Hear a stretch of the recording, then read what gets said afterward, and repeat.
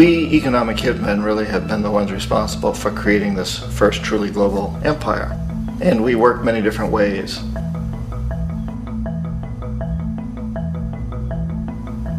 But perhaps the most common is that we will identify a country that has resources our corporations covet, like oil, and then arrange a huge loan to that country from the World Bank or one of its sister organizations. But the money never actually goes to the country. Instead, it goes to our big corporations to build infrastructure projects in that country, power plants, industrial parks, ports, things that benefit a few rich people in that country, in addition to our corporations, but really don't help the majority of the people at all. However, those people, the whole country is left holding a huge debt. It's such a big debt they can't repay it, and that's part of the plan, that they can't repay it. And so at some point, we economic hitmen go back to them and say, listen, you owe us a lot of money, can't pay your debt, so sell your oil real cheap to our oil companies. Allow us to build a military base in your country, or send troops in support of ours to someplace in the world like Iraq, or vote with us on the next UN vote, to have their electric utility company privatized and their water and sewage system privatized and sold to U.S. corporations or other multinational corporations. So there was that whole mushrooming thing, and it's so typical of the way the IMF and the World Bank work, that you put a country in debt, it's such a big debt it can't pay it, and then you offer to refinance that debt and pay even more interest.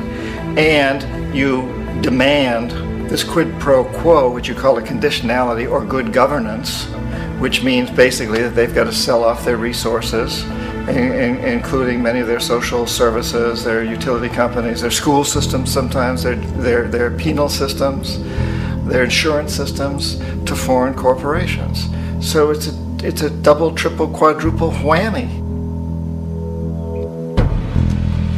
The precedent for economic hitmen really began back in the early 50s when democratically elected Mossadegh, who was elected in Iran, he was considered to be the hope for democracy in the Middle East and around the world. He was Time Magazine's Man of the Year. But one of the things that he'd run on and began to implement was the idea that foreign oil companies needed to pay the Iranian people a lot more for the oil that they were taking out of Iran. The Iranian people should benefit from their own oil. Strange policy. We didn't like that, of course. But we were afraid to do what we normally were doing, which was to send in the military. Instead, we sent in one CIA agent, Kermit Roosevelt, Teddy Roosevelt's relative. And Kermit went in with a few $1 million and was very, very effective and efficient. And in a short amount of time, he managed to get Mossadegh overthrown and brought in the Shah of Iran to replace him, who always was favorable to oil. And it was extremely effective. Mobs overflow Tehran. Army officers shout that Mossadegh has surrendered and his regime as virtual dictator of Iran is ended. Pictures of the Shah are paraded through the streets as sentiment reverses. The Shah is welcomed home. So back here in the United States, in Washington, people looked around and said, wow, that was easy and cheap. So this established a whole new way of manipulating countries, of creating empire. The only problem with Roosevelt was that he was a card-carrying CIA agent, and had he been caught, the ramifications could have been pretty serious. So very quickly at that point, the decision was made to use private consultants to channel the money through the World Bank or the IMF or one of the other such agencies, to bring in people like me who worked for private companies, so that if we got caught, there would be no governmental ramifications.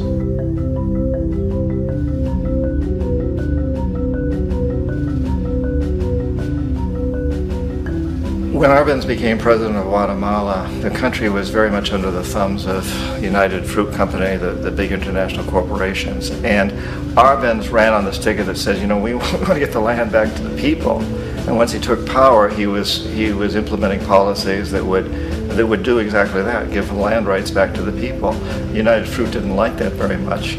And so they hired a public relations firm, launched a huge campaign in the United States to convince the United States people, the citizens of the United States, and the press of the United States, and the Congress of the United States, that Arbenz was a Soviet puppet, and that if we allowed him to stay in power, the Soviets would have a foothold in this hemisphere. And that, at that point in time, was a huge fear on everybody's mind, the Red Terror, the Communist Terror.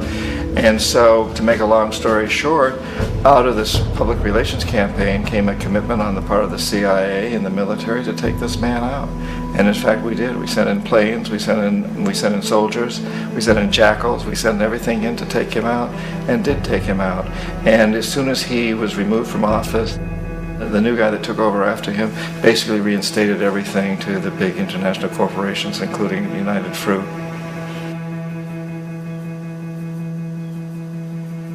Ecuador for many, many years had been ruled by pro-US dictators, often relatively brutal. Then it was decided that they were going to have a truly democratic election. Jaime Roldos ran for office, and his main goal, he said, as president would be to make sure that Ecuador's resources were used to help the people. And he won, overwhelming, by more votes than anybody had ever won anything in Ecuador. And he began to implement these policies to make sure that the profits from oil went to help the people. Well, we didn't like that in the United States.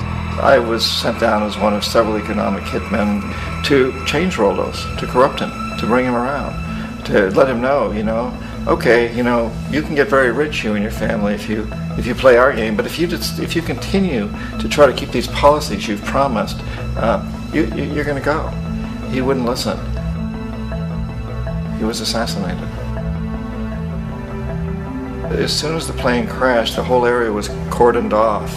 The only people allowed in were U.S. military from a nearby base and some of the Ecuadorian military. When an investigation was launched, two of the key witnesses died in car accidents before they had a chance to testify. A lot of very, very strange things that went on around the assassination of Jaime Roldos. I, like most people who've really looked at this case, have absolutely no doubt that it was an assassination. And of course, in my position as an economic hitman, I was always expecting something to happen to Jaime, whether it be a coup or assassination, I wasn't sure, but that he would be taken down because he was not being corrupted. He would not allow himself to be corrupted the way we wanted to corrupt him.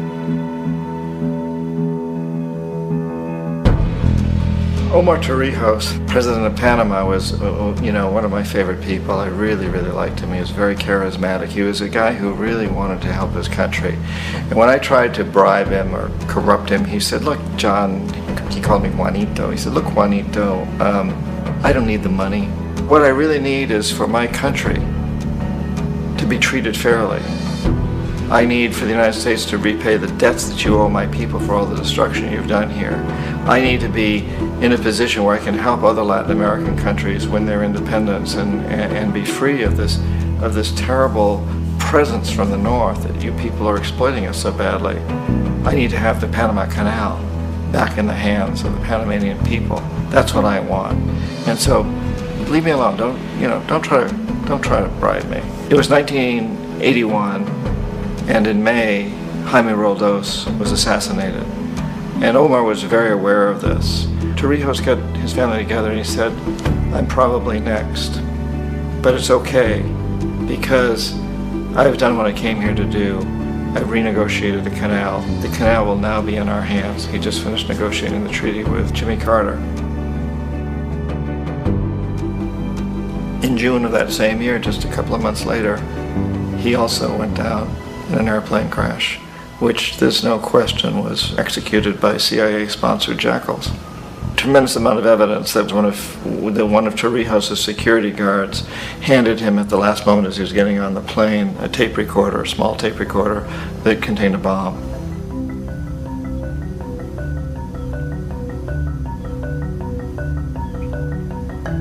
It is interesting to me how this system has continued pretty much the same way for years and years and years, except the economic hitmen have got better and better and better. Then we come up with, very recently, what happened in Venezuela. In 1998, Hugo Chavez gets elected president, following a long line of presidents who had been very corrupt and basically destroyed the economy of the country. And Chavez was elected amidst all that. Chavez stood up to the United States, and he's done it primarily demanding that Venezuelan oil be used to help the Venezuelan people. Well, we didn't like that in the United States. So in 2002, a coup was staged, which there's no question in my mind and most other people's minds that the CIA was behind that coup.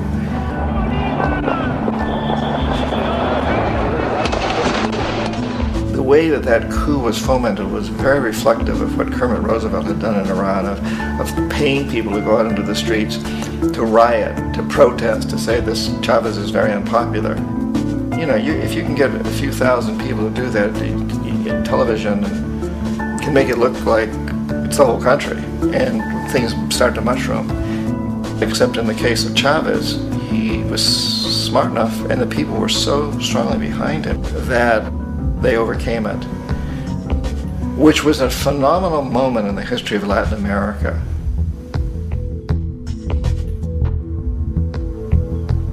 Iraq actually is a perfect example of the way the whole system works. So we economic hitmen are the first line of defense. We go in and we try to corrupt governments and get them to accept these huge loans, which we then use as leverage to basically own them. If we fail, as I failed in Panama with Omar Torrijos and in Ecuador with Jaime Roldos, men who refused to be corrupted, then the second line of defense is we send in the jackals. And the jackals either overthrow governments or they assassinate. And once that happens and a new government comes in, and boy, it's going to toe the line, because the new president knows what will happen if he doesn't. In the case of Iraq, both of those things failed. Economic hitmen were not able to get through to Saddam Hussein. We tried very hard. We tried to get him to accept a deal very similar to what the House of Saud had accepted in Saudi Arabia, but he wouldn't accept it. And so the jackals went in to take him out. They couldn't do it. His security was very good. After all, he had one time worked for the CIA. He'd been hired to assassinate a former president of Iraq and failed, but he knew the system. So in '91, we send in the troops and we take out the Iraqi military. So we assume at that point that Saddam Hussein is going to come around. We could have taken him out, of course, at that time, but we didn't want to. He's the kind of strong man we like. He controls his people. We thought he could control the Kurds and keep the Iranians in their border and keep pumping oil for us. And that once we took out his military, now he's going to come around. So the economic hitmen go back in the 90s without success. If they'd had success, he'd still be running the country. We'd be selling him all the fighter jets he wants and everything else he wants.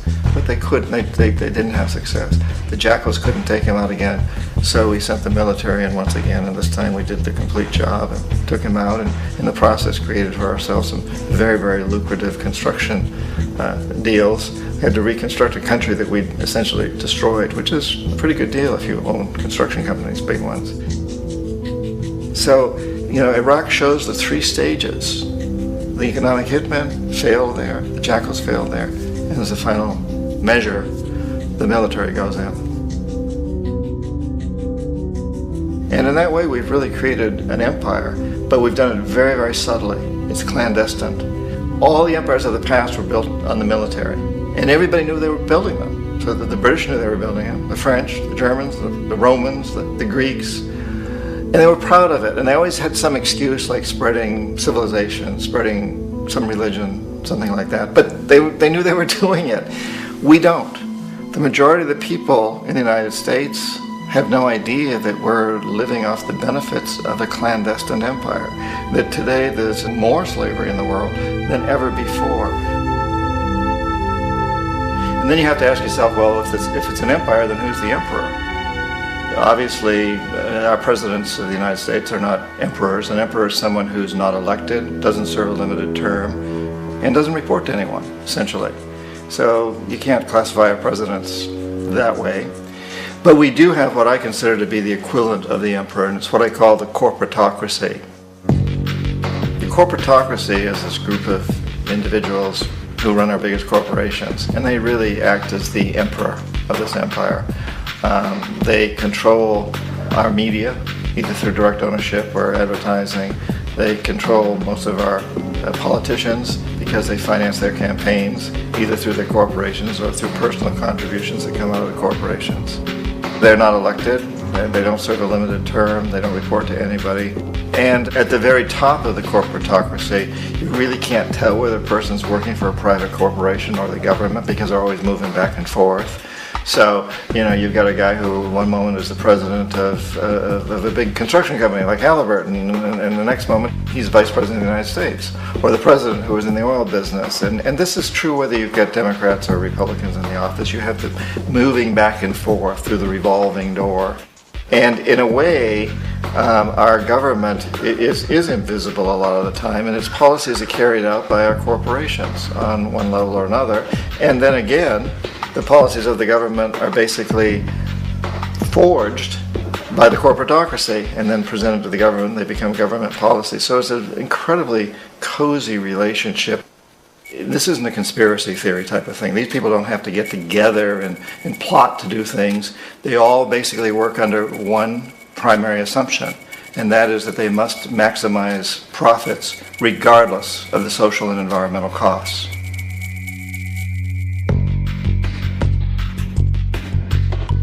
This process of manipulation by the corporatocracy through the use of debt, bribery, and political overthrow is called globalization. Just as the Federal Reserve keeps the American public in a position of indentured servitude through perpetual debt, inflation, and interest, the World Bank and IMF serve this role on a global scale. The basic scam is simple. Put a country in debt either by its own indiscretion or through corrupting the leader of that country. Then impose conditionalities or structural adjustment policies, often consisting of the following. Currency devaluation. When the value of a currency drops, so does everything valued in it. This makes indigenous resources available to predator countries at a fraction of their worth. Large funding cuts for social programs. These usually include education and healthcare, compromising the well-being and integrity of the society, leaving the public vulnerable to exploitation. Privatization of state-owned enterprises. This means that socially important systems can be purchased and regulated by foreign corporations for profit. For example, in 1999, the World Bank insisted that the Bolivian government sell the public water system of its third largest city to a subsidy of the U.S. corporation Bechtel. As soon as this occurred, water bills for the already impoverished local residents skyrocketed. It wasn't until after a full-blown revolt by the people that the Bechtel contract was nullified. Then there is trade liberalization, or the opening up of the economy through removing any restrictions on foreign trade. This allows for a number of abusive economic manifestations, such as transnational corporations bringing in their own mass-produced products, undercutting the indigenous production and ruining local economies. An example is Jamaica, which, after accepting loans and conditionalities from the World Bank, lost its largest cash crop markets due to competition with Western imports. Today, countless farmers are out of work, for they are unable to compete with the large corporations. Another variation is the creation of numerous seemingly unnoticed, unregulated, inhumane sweatshop factories, which take advantage of the imposed economic hardship. Additionally, due to production deregulation, environmental destruction is perpetual, as a country's resources are often exploited by the indifferent corporations while outputting large amounts of deliberate pollution.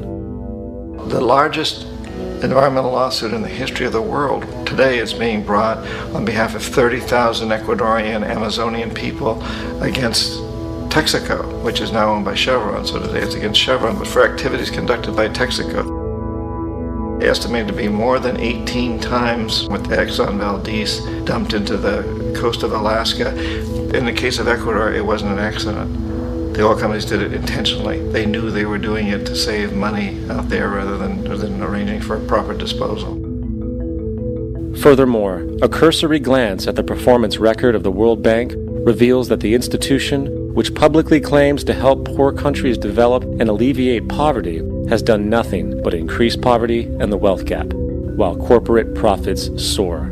In 1960, the income gap between the fifth of the world's people in the richest countries versus the fifth in the poorest countries was 30 to 1. By 1998, it was 74 to 1. While global GNP rose 40% between 1970 and 1985, those in poverty actually increased by 17%.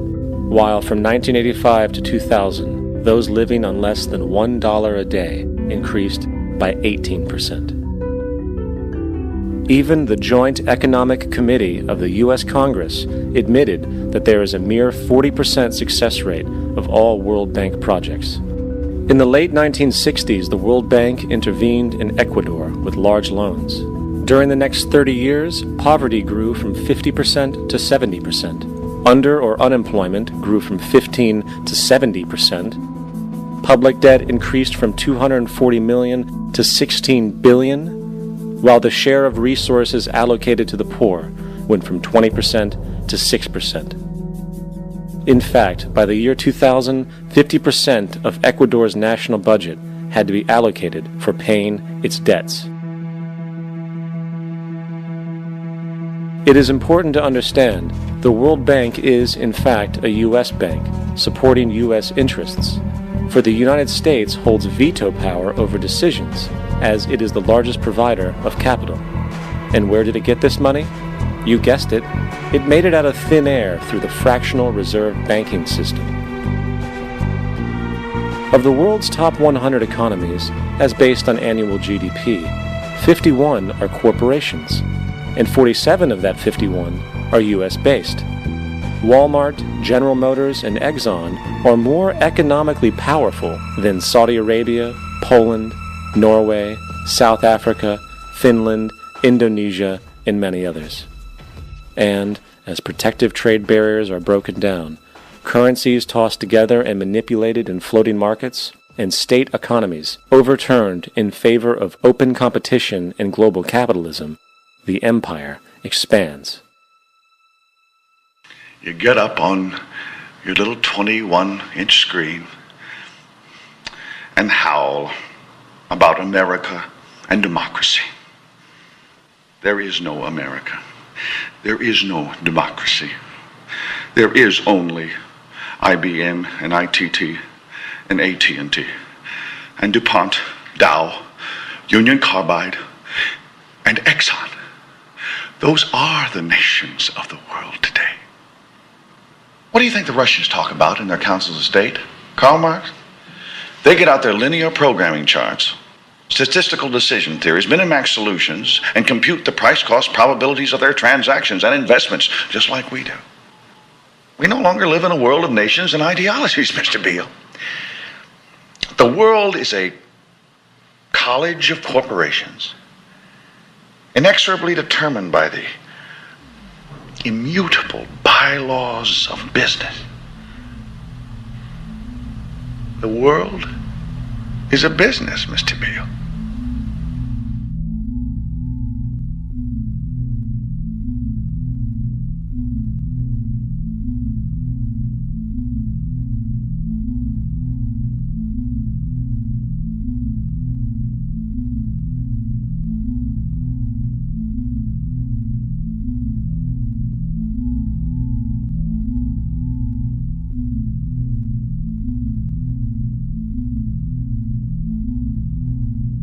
The world is being taken over by a handful of business powers who dominate the natural resources we need to live while controlling the money we need to obtain these resources. The end result will be world monopoly, based not on human life, but financial and corporate power. And as the inequality grows, naturally more and more people are becoming desperate. So the establishment was forced to come up with a new way to deal with anyone who challenges the system. So they gave birth to the terrorist. The term terrorist is an empty distinction, designed for any person or group who chooses to challenge the establishment. This isn't to be confused with the fictional Al-Qaeda, which was actually the name of a computer database for the US-supported Mujahideen in the 1980s.